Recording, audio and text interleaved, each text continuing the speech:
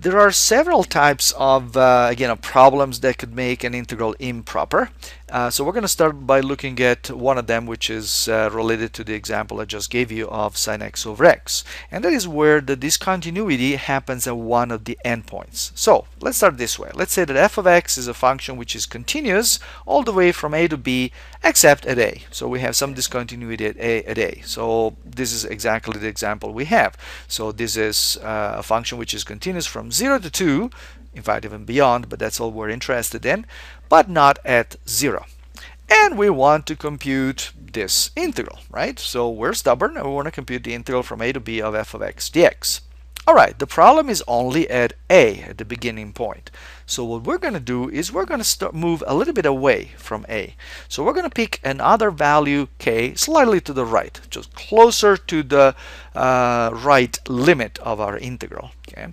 In these situations, because the function is continuous all the way from k to b, then it's possible and it makes sense, and we can actually compute the integral from k to b of f of x dx.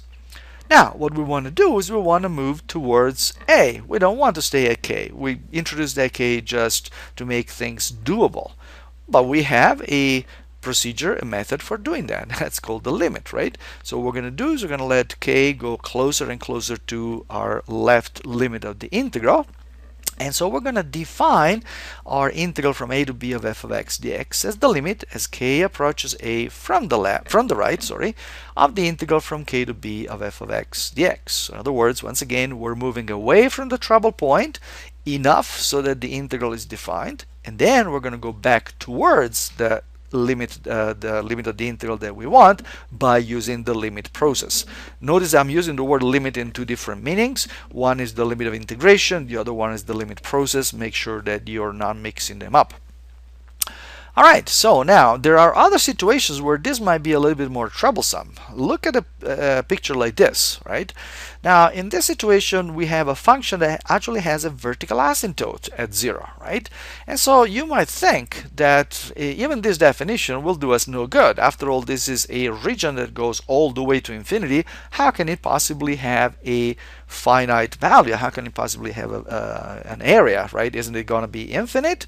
Well, yeah, maybe yes, maybe no. It's worth investigating. We're still going to use the same procedure. So what we're going to do is we're going to move away from the trouble value, the lower limit a, and then we're going to let this new artificial limit, lower limit k, go towards a. And so the definition still makes sense.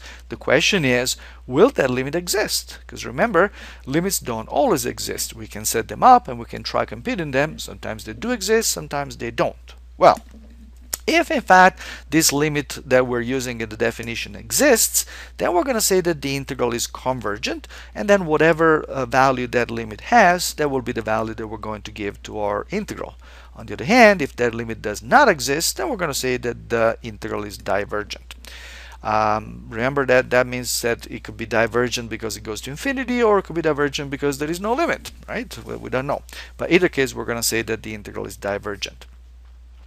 Now, this worked for when the lower limit of integration was the trouble point, but we can do exactly the same at the other end. I'm going to go through that quickly. So let's say that now the function is continuous all the way from a to b, where a and b are numbers, except at the upper limit b. Okay, so we have a situation like this. Now the trouble happens at the right end point. Well, we can do the same thing.